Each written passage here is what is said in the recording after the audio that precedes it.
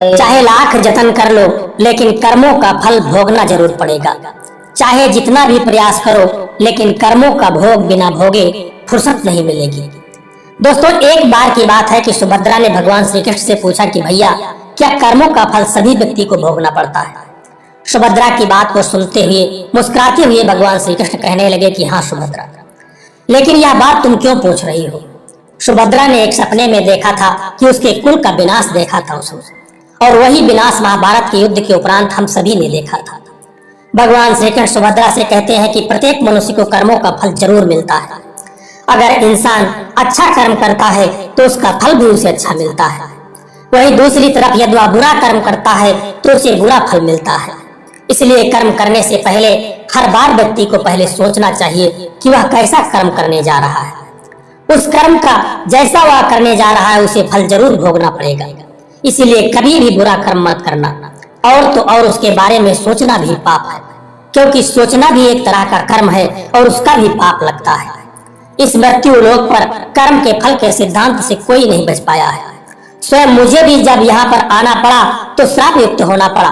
भगवान कृष्ण कहते हैं कि हे सुभद्रा, मैं तुम्हें एक कहानी सुनाता हूँ, इस कहानी को बड़े ध्यान से सुनना। भगवान श्री कृष्ण कहते हैं कि हे सुभद्रा, गौतमपुर नाम का एक राज्य था। वहाँ का राजा था धर्मेंद्र। उनके यहाँ बहुत पूजा पाठ और मन्नतें मांगते हुए एक पुत्र का जन्म हुआ था। वह राजा बड़ा ही धर्मात्मा, परोपकारी, न्यायकारी और प्रजा का पालन करने वाला था और भगवान का परम भक्त था। उसने भगवान शिव का एक मंदिर बनवाया था और एक ब्राह्मण को उसमें पुजारी के रूप में नियुक्त किया था। वह ब्राह्मण बड़ा ही सदाचारी, धर्मात्मा और संतोषी प्रवृत्ति का था। कभी भी उसने राजा से किसी तरह का कोई याचना नहीं की थी और न ही उसने कभी राजा से कुछ मांगा था। उस ब्राह्मण के स्वभाव पर राजा बहुत प्रसन्न थे। उसे राजा के मंदिर में पूजा पाठ करते हुए करीब 15 साल बीत चुके थे, लेकिन उसने कभी भी राजा से किसी प्रकार की कोई याचना नहीं की थी और न ही कोई प्रश्न किया था। फिर कुछ साल गुजर जाने के बाद राजा ने अपने बेटे को शिक्षा दीक्षा दिला करके बहुत बड़ा विद्वान बना दिया और बड़ा होने पर उसका विवाह एक सुंदर राजकन्या के साथ करवा दिया। विवाह करके जिस दिन वह राजकन्या अपने महल में आई, उसी रात में राजकुमारी को नींद नहीं आ रही थी, इसलिए वह इधर उधर महल में घूमने लगी।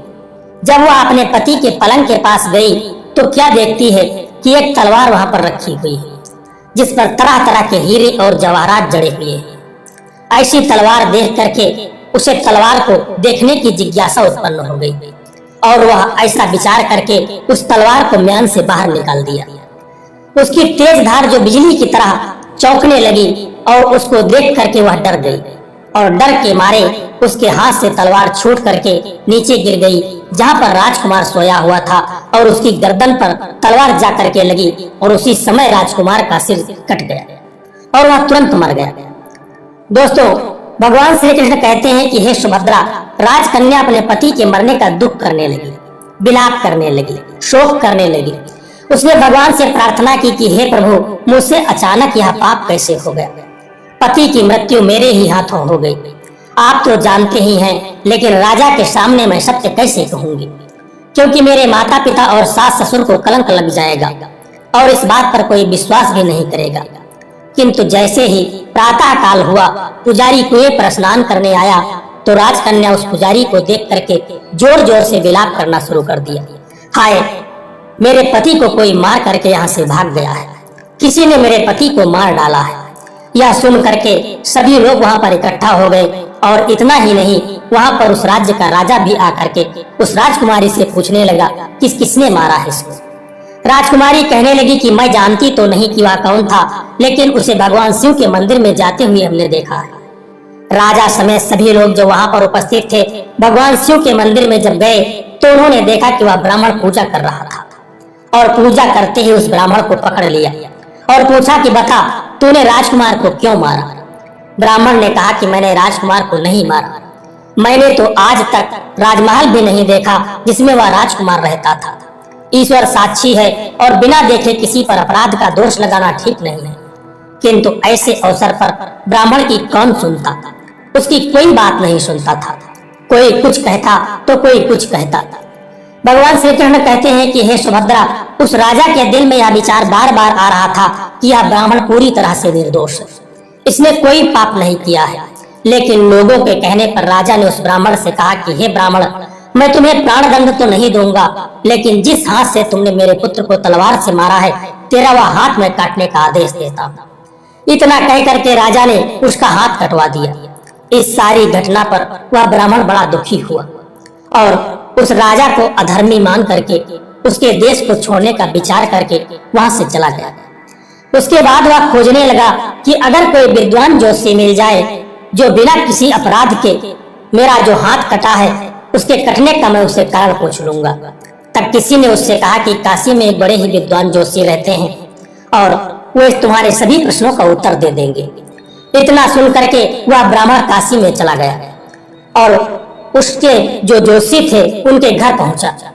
मित्रों, भगवान श्री कृष्ण कहते हैं कि हे सुभद्रा, जोशी उस समय कहीं बाहर गया हुआ था। उसने जो जोशी की पत्नी थी उससे पूछा कि माताजी, आपके पति जो जोशी महाराज हैं वह कहाँ गए हैं। ब्राह्मण की बात को सुनकर के जोशी की पत्नी भड़क गई और अपने पति के बारे में बड़े ही दुर्वचन बोलने लगी, जिससे उस ब्राह्मण का अपमान भी किया। जिसको सुनकर के वह ब्राह्मण बड़ा हैरान हो गया और मन ही मन कहने लगा कि मैं तो अपना हाथ कटने का कारण पूछने आया था, लेकिन अब तो मैं इसका हाल पहले पूछूंगा। इतने में ही वे जोशी महाराज जो थे वे भी आ गए और घर में प्रवेश करते ही उस ब्राह्मणी ने अनेक तरह के कटु वचन कह करके उनका तिरस्कार किया। लेकिन जो जोशी महाराज थे अपनी पत्नी की बात को सुन करके वे चुप रहे और अपनी स्त्री को उन्होंने कुछ नहीं कहा। इसके बाद वह अपनी गद्दी पर जा करके बैठे और ब्राह्मण को देख करके जोशी ने उनसे कहा कि कहिए ब्राह्मण देव, आपका कैसे यहाँ आगमन हुआ।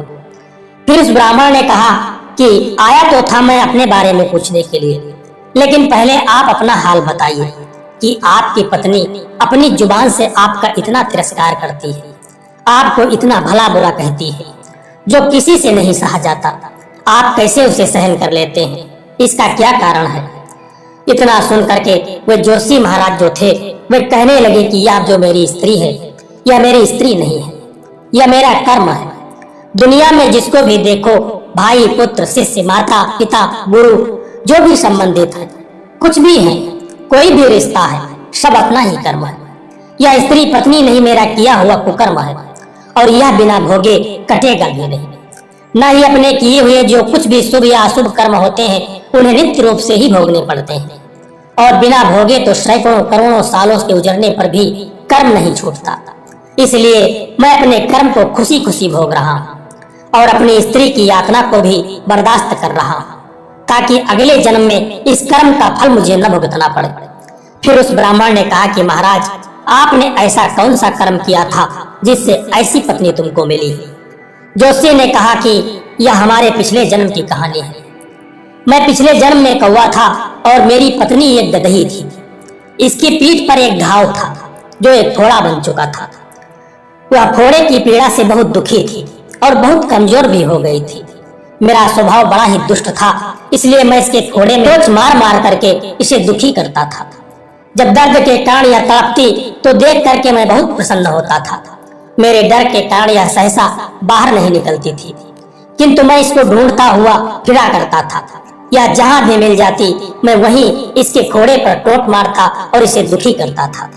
आखिर मेरे द्वारा बहुत सताए जाने पर यह त्रस्त हो गई और यह गांव से कई मील दूर जंगल में चली गई। वहां गंगा जी के किनारे एक घना जंगल था और उसी जंगल में यह रहने लगी। वन में हरा हरा घास खा करके और मेरी चोटों से बच के यह सुखी पूर्वक रहने लगी, अपना जीवन व्यतीत करने लगी। लेकिन मैं इसके बिना नहीं रह सकता था। इसको ढूंढते ढूंढते मैं भी उसी वन में जाकर के पहुंच गया और वहां इसे देखते ही इसकी पीठ पर जोर जोर से टोंट मारने लगा। अचानक ही मेरी चोंच इसकी रीढ़ की हड्डी में चुभ गई, जो बाहर नहीं। मैंने अनेक प्रयास किए लेकिन फिर भी चोंच मेरी निकल न सकी और मैंने भी चोंच को निकालने का बड़ा प्रयास किया, लेकिन वह न निकले किसी भी तरह से। पानी के भय से यह दुष्ट मुझे छोड़ देगा ऐसा विचार करके यह गंगा में प्रवेश कर गई, लेकिन वहां भी मैं अपनी चोंच नहीं निकाल पाया। अंत में यह गहरे प्रवाह में प्रवेश कर गई। गंगा का प्रवाह उस समय बहुत तेज था और तेज होने के कारण हम दोनों ही उसमें बह गए और बीच में ही मर गए। तब गंगा के प्रभाव से यह ब्राह्मणी बनी और मैं बड़ा अभागा ज्योतिषी बना। अब वही मेरी पत्नी हुई है। अब यह जीवन पर्यंत अपने मुख से गाली दे करके मुझे दुखी करेगी और मैं भी अपने पूर्व जन्म के कर्मों का फल समझ करके इसे सहता रहूंगा और इसका दोष नहीं मानूंगा, क्योंकि यह सब मेरे किए हुए कर्मों का ही फल है। इसीलिए मैं शांत रहता हूँ। फिर मित्रों, भगवान श्री कृष्ण कहते हैं कि हे सुभद्रा, जब ज्योतिषी ने कहा अब तुम अपना प्रश्न पूछो, उस ब्राह्मण ने अपना वह सारा समाचार सुनाया। ज्योतिषी से पूछा कि उस अधर्मी पापी राजा ने कैसे बिना अपराध के क्यों हाथ मेरा कटवा दिया। तब ज्योतिषी ने कहा कि राजा ने आपका हाथ नहीं कटवाया है, यह आपके कर्म ने ही आपका हाथ कटवा दिया है। पूर्व जन्म में आप एक तपस्वी थे और राजकन्या वह एक गाय थी और राजकुमार जो था वह एक पारधी था। जब पारधी गाय को मारने लगा, उधर कोई गाय तो नहीं गई ऐसा पूछने लगा, किंतु आपने कठोर उस समय व्रत धारण कर रखा था, आप कभी झूठ नहीं बोलेंगे। जिस तरफ गाय गई थी उस तरफ जाने का आपने हाथ से इशारा कर दिया। फिर वह जो कसाई था उस गाय को उसने मार डाला और वह गंगा किनारे उसकी चमड़ी निकाल ही रहा था, इतने में ही जंगल से एक बाघ निकला और उसने गाय कसाई दोनों को खा करके जंगल में वह वापस चला गया। गाय और उस कसाई दोनों की हड्डियां गंगा जी में बह गई। दोस्तों, भगवान श्री कृष्ण कहते हैं कि हे सुभद्रा, गंगा जी के पुण्य के प्रभाव से कसाई को राजकुमार तथा गाय को राजकन्या का जन्म मिला और पिछले जन्म में किए हुए उस कर्म ने एक रात्रि के लिए उन दोनों को एक साथ मिला दिया, क्योंकि कसाई ने गाय को चाकू से मारा था। इसी कारण से राजकन्या के हाथों से तलवार गिरने से राजकुमार का सिर कट गया और वह मर गया। इस तरह से कर्म अपना फल दे करके निवृत्त हो गया। तुमने जो हाथ का इशारा करके कर्म किया था उसी पाप कर्म ने ही तुम्हारा हाथ कटवा दिया। इससे तुम्हारा ही दोष है और यही कर्म का फल है। ऐसा निश्चय करके अब तुम सुख पूर्वक रहो, क्योंकि कर्म का भोग कभी भी मिटता नहीं है। भगवान श्री कृष्ण कहते हैं कि सुभद्रा, कितना सहज है ज्ञान युक्त जीवन यदि हम इस कर्म सिद्धांत को माने और जान ले तो पूर्वकृत घोर से घोर कर्म फल भोगते हुए भी हमें कभी दुख नहीं होगा, बल्कि अपने चरित्र की क्षमता को बनाए रखने में हम सफल होंगे। दोस्तों, यह कहानी आपको कैसी लगी है एक प्यारा सा कमेंट करके जरूर बताना और यदि वीडियो आपको पसंद आया है तो वीडियो को एक लाइक करके चैनल को सब्सक्राइब करने की भी कृपा कर देना। जय श्री कृष्ण, राधे राधे।